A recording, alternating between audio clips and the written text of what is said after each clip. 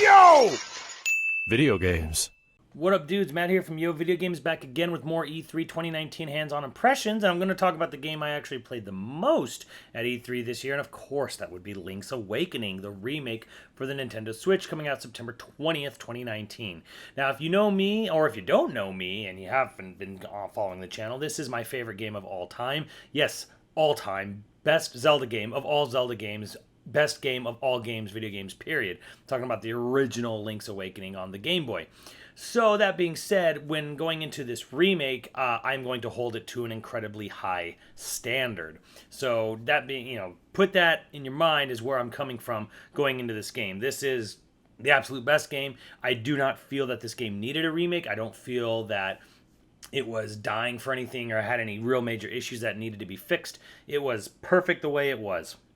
So, announced earlier this year and playable at E3 and finally got a release date. And I gotta say, first off, positively, I want to say the inside of the buildings was probably something I really liked. Just starting from Marin's house or going into Sale's house of bananas and into Mr. Wright's house, which I don't know anyone else who actually went to Mr. Wright's house at E3, but I did. Anyways, they're all insanely hyper detailed and very tailored towards that character. For instance, in Marin and Terran's house, there's like a lot. There's like cooking utensils and a bowl full of mushrooms and stuff because Terran loves to eat the mushrooms that he finds in the woods. Sale's house has like a hammock in it and like a little like pool in bed, which because he's a gator. Mr. Wright's house is like filled to the brim with all these books. Like the whole right side of his house is just stuffed with all kinds of literature and little stuff like that, and they're all over the floor and it's kind of messy and it's pretty awesome actually. So I really like how they're kind of bringing out the characters for their houses. Like you go in the house of Papal and his kids. Like there's like a bed for each little quadruplet kid, stuff like that. That's the positive. Now, as far as the negative goes, and the biggest problem with this game right now is the fact that it doesn't have a stable frame rate, and we're very close to release, so it's not likely much of it's going to get ironed out. A lot of people think, oh, they still got 3 months. They got more. It's more like a month at best when games go gold and shit like that. So, but there will be patches. I want to stress that. But yeah, it's like 60 frames per second inside the houses. And then when you walk outside, it's like 30 frames. And when you're going between large areas, such as Maid Village to the Mysterious Woods or to Toronbo Shores, it kind of dips and chugs. And if there's too many enemies on screen, like, yeah, the frame rate will have like small, quick moments where it just tanks for a little bit. That's really disappointing to see. It's kind of something that wasn't in the original game. The original game would obviously have slowdown if there was way too much shit going on the screen at once, but that was pretty few and far between, and it didn't have this fluctuating frame rate between 30 and 60 when you went inside and outside of a building. So that's pretty disappointing. The other thing for me is that the first time I played this game, I'm like, I knew there was a timer on it I could see from the demo unit, so I decided, okay, let me see. I'll play the game as like I'm speed running the original title, and I'll see how far I can get before the time runs out. Well, they hard locked it after you got the Full Moon Cello that the game would automatically reset, say thank you for playing, go away. And I was able to speedrun it because the game is exactly 100% the same. The dialogue boxes, or the text that the characters say, is almost entirely 100% the same. The only thing that's different is when you put the magic powder on a chew, he says something different. He gives you a hint about there being 3 songs to find in the game. Some of the kids' dialogue, when you talk to them, is a little more updated to represent the different buttons on the Switch pad. There's an added line of dialogue in the Bottle Genie where he gives you a bigger hint on how to defeat him, which is it's a little sad. There's a bit of a different dialogue when you get the Yoshi doll at the trendy game because it's more updated to reflect the fact that Yoshi's been in a lot of games now. But for the most part, every other bit of dialogue in the game is exactly the same as it is right now on Link's Awakening DX, which you can buy for $6 on the eShop. And so there was not really any surprises at all. The map is 100% the same. I think the only big difference I found was the area in which you get the mushroom. There's an extra moblin with a sword and shield there. The only big combat difference is that to defeat the moblins with sword and shields, you actually have to use your shield, which is now permanently mapped to the R button. So you get them to swing at you and they hit your shield and they bounce off and that opens them up. They can't be cheesed like in the old game. Link's sword swing doesn't have the same kind of incredible 25% of his body arc that it did in the original game, so you can't You can't massively abuse it, which does make the game feel like his swing's a little less, makes him feel like he has a little less reach in this game compared to the original title. That's a little here and there. But yeah, the map for Maid Village, Tromba Shores, Mysterious Woods, and Tail Cave in its entirety is 100% the same game. Nothing has been changed. It just has its updated claymation graphic style.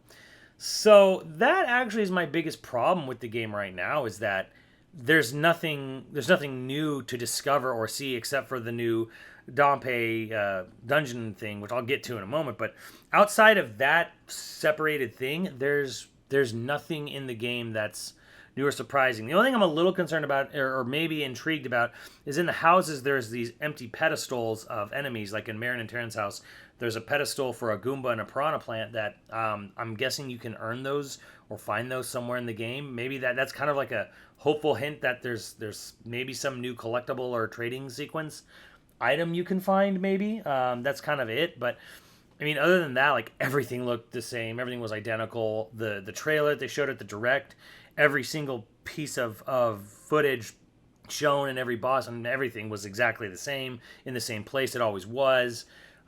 This is a game, if you're like me and you know the inside and out of it, you're going to beat it in one sitting. And that's actually the most disappointing thing about it, because when I think about Link's Awakening, I've always thought, well, it doesn't need a remake. It already had a color version. But I thought, it was always in the back of my mind, man, what would it look like? I always wanted to have, obviously, quality of life stuff. I wanted to have more buttons to use more items, and this game will obviously let you do that, because the power bracelet and the Pegasus boots are mapped permanently to the A button, the sword's permanently mapped to the B button, the shield's permanently mapped to the R button, so that leaves the Y and the X available for everything else, and you can still combine bomb arrows and stuff like that, but there's nothing new here, and I always wished, we could see a game that looked like a step above Minish Cap's quality as far as sprite work goes, something more closer to, say, the Cadence of Hyrule that came out, or even like a full-on 3D remake. Even though it might sound a little blasphemous, it would be interesting if they expanded the scope and the size of Koholint Island. Like, when you get to Uka Uka Prairie, it would be this giant sprawling prairie, and maybe they could change up the things and really add to it, make the island feel much bigger than it was on the original Game Boy from 1993. And they're not doing that. They're just making the same fucking game, like, down to the wire. I mean, even graphically, again, I'm not a fan of the graphical art style, because it's basically taking the sprites as they were, putting them in 3D, and then rounding it off. Everything with a smooth, round clay image, edges and stuff. So it's the same thing. Like, everything is still a tile based. Like, yes, the bushes are updated, but they're still taking up that same amount of space. They have the same look. Everything is just like rigidly adhering to the original tile-based sprite artwork from 1993. Just now it's 3D and has a smooth, round clay look to it. So it doesn't have an organic look at all. And that is the biggest bummer for me, is just that I'm not really getting a remake so much as it's closer to a remaster. I mean, yes, it is obviously using 3D polygon models, and it's using this crazy field of vision blur effect around, but it's not running as well as the original game, and it's not adding anything to it, and they're charging 10 times as much money for it as the original game. Now, what they are adding at the same time could be an indication that they're taking away, because they seem to imply in the treehouse that there wouldn't be a photo booth anymore, and what's replacing the photo booth house is Dompe, the gravedigger from the Ocarina of Time game. And he has this new thing where you can custom create a dungeon. And I'm not excited about this at all. And the reason I'm not excited is because it seemed like from the treehouse, when you create a dungeon, it's basically you get to take certain rooms from dungeons you've already completed and arrange them in your own way. Sometimes they have little map guidelines, like a heart shape, to create your own dungeon. But here's the catch. One, the rooms that you're using are preset rooms, and the puzzles are preset, so you're not able to create your own solutions to the puzzles. You're just taking rooms that already exist and then just kind of like mishmashing them. And two, I don't see, and I did not hear about anything about sharing these rooms with friends over the internet, let alone locally. Like on the Treehouse, the guy made the Nintendo of America employee, he made a dungeon, and then he just handed the Switch over to Enuma to see if he could beat his time. And it was like, okay, what's the point of this? you make a dungeon and then they say, hey, see how fast you can beat it. Like, make your own speed trial or your own speed times for your own created dungeons. But what's the point? You made the dungeon yourself. Of course, you know where everything is. You know where the keys are. You know what the crit path is. If you were paying attention at all to the dungeon you were making.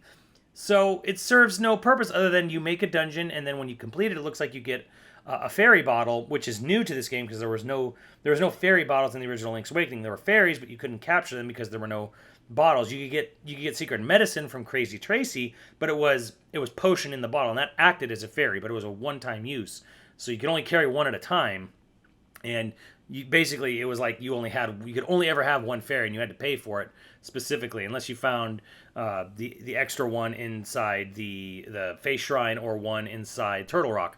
But anyways, that's in-depth lore. So there's nothing new to this game. Like, the world map's the same, the dialogue's the same.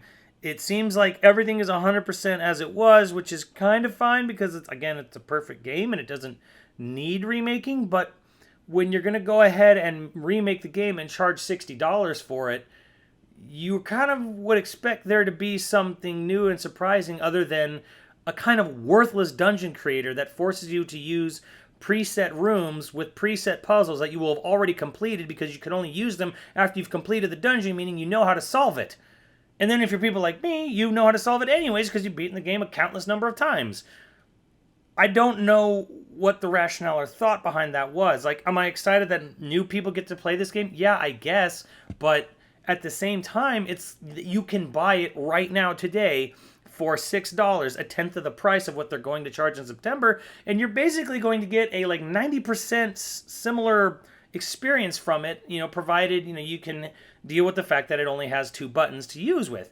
Again, there's just the biggest advantage right now is quality of life, but at the same token, now you're being charged a lot more money for essentially the same damn game with a few quality of life features, a new kind of pointless dungeon creator mechanic, and a shoddy frame rate. Also, no D-pad support. I have to stress that they do not let you use the D-pad. It still uses an 8-way run, a rigid 8-way run feature, but you have to use the left analog stick. You cannot use the D-pad, at least not on the show floor. Now, that could be patched in later on, and frame rate fixes could be patched in later on, but holy cow, I'm just sort of shocked and amazed that they're really going to go for it, remake the game 1-to-1, do nothing really new or interesting with it. I really, again, I stress, I do not think the way the dungeon creator is used and the way it functions, I do not think that it is all that interesting or really all that worth it. As far as, especially when you're charging 10 times the amount of money for it. But yeah, I don't understand the point of this. Like, when I've seen games like Resident Evil 1 remake, Resident Evil 2 remake, and now the Final Fantasy 7 remake, and they're really, really big, intricate reimaginings, like really changing it up. I actually kind of am disappointed that they didn't do the same thing for Link's Awakening, because reality is that if they did try to do it in a completely vastly remade way, make it something closer to Breath of the Wild, but with Link's Awakening storyline and setting, even if it was bad, the original game will always be there. Like, I'm always going to have the original version of Link's Awakening or Link's Awakening DX, and those are never going anywhere. And they're available now for really cheap for anyone who has any version of the 3DS family of systems. And so with this game for $60, it's just kind of like, are they afraid of messing with such a perfect game? I mean, I would be, but at the same time, why bother other than, well, its name is Zelda. There's probably a lot of people who either never played it or don't remember anything of it, and we'll charge them $60 because we put this flashy coat of claymation paint over it, and voila, like, we're gonna make money off it. And I'm gonna buy it. I'm still looking for a way to buy that limited edition version. So it's just kind of like, okay, I'm willing to spend money because I am a cheap, hypocritical whore for this game. But as far as for other people go, like, hey, is this game totally going to be worth it when it comes out? Buy it now. Just buy it now. Just, if you have any version of a 3DS system, buy it now. You could buy a cheap used any version of 3DS and from any GameStop or used retailer and go buy this game from the eShop right now for far, far less than it would cost to buy a Switch in this game. And really, honestly, you could probably get an older model 3DS and this game from the eShop for less than $60, probably, I'd imagine. So it's not hard to come by, honestly. You can play it now, and I encourage you to play it now. If you've never played this game before, go on the Nintendo eShop for the 3DS, buy the game now for $6. It's a wonderful game. It's the best game of all time as far as I'm concerned. This version's really not adding anything new or noteworthy other than a dungeon creator that is wholly worthless since you seemingly can't share it with your friends over the internet or even locally. And the whole point of it is just to speed run dungeons you made yourself from rooms you've already completed yourself. I don't get it. I just don't get it. It's kind of like the big disappointment of the show for me. It was just kind of like, well, they're not screwing with the formula. That's kind of great, but at the same time, they're not doing anything interesting with the game either, and that's kind of a bummer. As far as the music goes, I'm kind of half and half on it. Some of the stuff sounds really good, remixed. Like I got to hear the new Tall Tall theme on my own because I left Dungeon 1 after getting the feather, and I went up to Mr. Wright's house and above there and listened to the Tall Tall Mountain theme on the one ledge you can go up, and it sounds really good. Maeve Village kind of has like a really kind of cheesy, cheap feel to it when you go in. It has like this really cheap music box ding, ding, ding sound when you first go into the village. The Mysterious Woods is pretty good, but it's really slow paced now and very quiet. Just kind of whatever. I'll enjoy the new soundtrack, and I'm hoping there's more than one animated cutscene.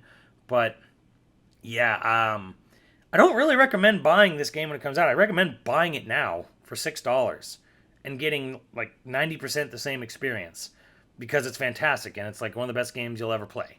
So yeah, just kind of overall, just kind of underwhelmed by this remake. It exists purely to cash in on nostalgia and people who don't remember or haven't played the original version, and they'll just buy this for $60 in September when they can buy it for $6 now. But I mean, hey, if you were at E3 and you played it, let me know what you guys think. And, again, I'm going to be 100% brutally honest. This is my favorite game of all time. I set an incredibly high bar for it. I want it to be met. I want it to be cleared. And I'm not going to mince words with it. I'm not going to just love the game because, hey, it's just like the original, only cute. That's not enough for me. It's not. It doesn't cut it. I am here. I'm always holding Zelda to the highest standard because I believe Zelda, when it's at its best, is the best video game series when they are aiming for the stars. So that's how I feel about it. And let me know what you guys think, and I will see you on the channel later, dudes.